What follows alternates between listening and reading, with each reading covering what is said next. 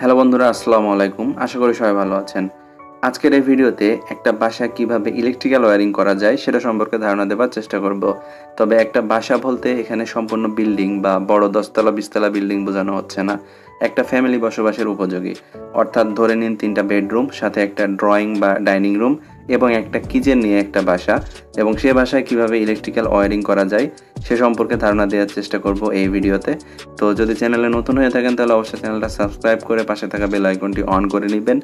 আর যদি আগে থেকে সাবস্ক্রাইব করে রাখেন তাহলে অসংখ্য ধন্যবাদ।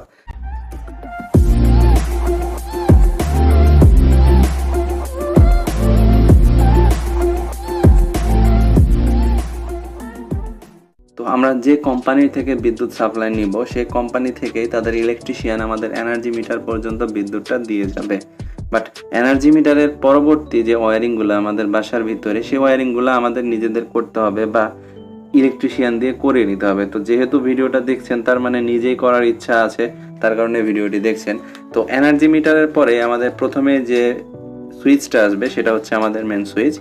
আর গ্রাম অঞ্চলে হলে এই ধরনের মেন সুইচ ব্যবহার করা হয়, বাট শহরে ডাইরেক্ট সার্কিট ব্রেকার ব্যবহার করা হয়। তো এনার্জি মিটার থেকে দুইটা তার, অর্থাৎ একটা ফেজ একটা নিউট্রাল, আমাদের ইনপুট দিতে হবে মেন সুইচে। তারপরে হচ্ছে আমাদের সার্কিট ব্রেকার।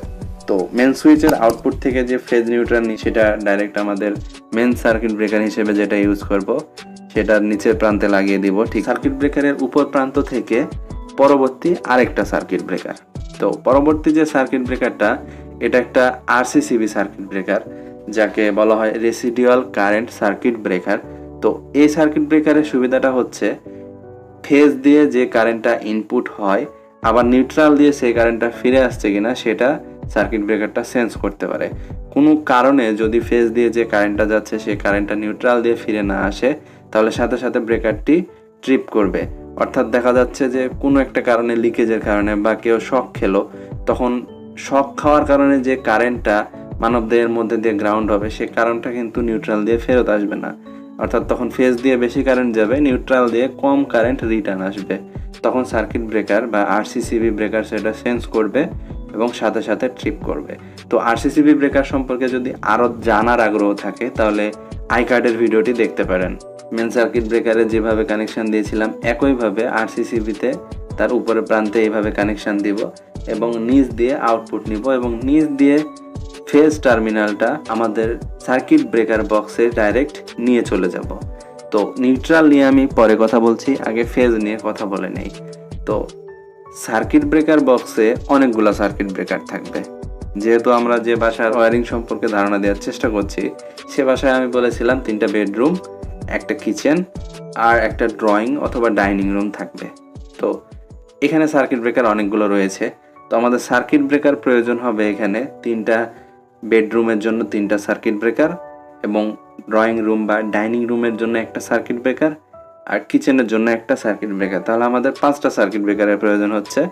তো 5টা সার্কিট ব্রেকারের পরে এখানে আরও 2টা এক্সট্রা থাকছে। তো এক্সট্রা থাকলে সমস্যা নাই, পরবর্তীতে আমাদের দেখা যাচ্ছে যে বাসার রুম বাড়ানো যেতে পারে বা অন্য সাইটে আমাদের সাপ্লাই দেওয়ার প্রয়োজন হতে পারে।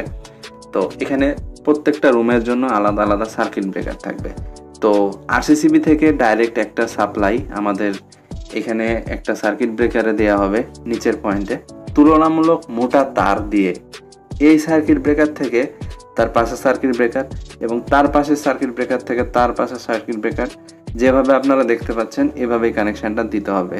কোথায় কোন সাইজের তার প্রয়োজন, কোথায় বেশি কারেন্ট, কোথায় মোটা তার লাগবে, কোথায় চিকন তার লাগবে, তার জন্য আমার চ্যানেলে 2টা ভিডিও রয়েছে।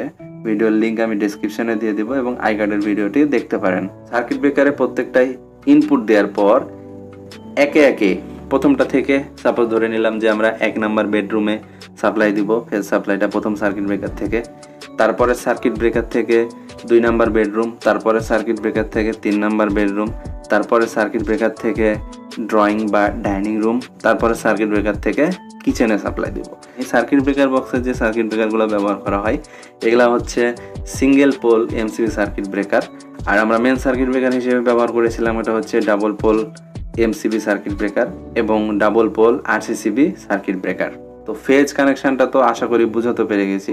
এবার হচ্ছে নিউট্রাল কানেকশন। তো নিউট্রাল কানেকশন দেওয়ার জন্য টার্মিনাল বক্সে এইরকম কানেক্টর থাকে, অর্থাৎ নিউট্রালের সাথে কোনো এখানে সার্কিট ব্রেকার লাগানো থাকে না, নিউট্রালটা শর্ট করা থাকে। অর্থাৎ একটা নিউট্রাল আমি নিয়ে আসলাম, তো এই নিউট্রাল থেকে ডাইরেক্ট তার জোড়া দিয়ে কানেক্টরের মাধ্যমে হতে পারে বা এমনি তার জোড়া দিয়েও হতে পারে, ডাইরেক্ট আমরা ভাগ করে দিব। প্রথম সার্কিট ব্রেকার থেকে প্রথম বেডরুমে গেছে একটা ফেজ, সাথে এখান থেকে একটা নিউট্রাল দিয়ে প্রথম বেডরুমে, তারপরে দ্বিতীয় বেডরুমে। তো এইভাবে নিউট্রাল থেকে ডাইরেক্ট শর্ট করে ফেজের সাথে একটা করে নিউট্রাল দিয়ে দিব। তো এটা হচ্ছে ডিস্ট্রিবিউশন, অর্থাৎ একটা বাসায় যে রুমগুলো থাকবে প্রত্যেকটা রুমের জন্য আলাদা আলাদা সার্কিট ব্রেকার থাকবে। তারপরে এখান থেকেই আমাদের ফেজ সাপ্লাইটা, নিউট্রাল সাপ্লাইটা আমাদের রুমে চলে যাবে। তারপরে সেখানে সুইচ বোর্ড কানেকশন করতে হবে। তো সুইচ বোর্ড কানেকশন করার জন্য আমার চ্যানেলে আরও একটি ভিডিও রয়েছে, সেটাতে আমি দেখিয়েছি যে একটা রুমের সুইচ বোর্ড কানেকশনটা কিভাবে করব। তো এই ভিডিওর পরে ওই ভিডিওটা দেখে নিলে বুঝতে পারবেন যে সুইচ বোর্ড কানেকশনটা কিভাবে করতে হয়। তো আজকের ভিডিওটা এ পর্যন্তই। ভিডিওটা যদি ভালো লাগে থাকে তাহলে ভিডিওটিতে লাইক দিয়ে চ্যানেলটা সাবস্ক্রাইব করে বেল আইকনটি অন করে দিবেন।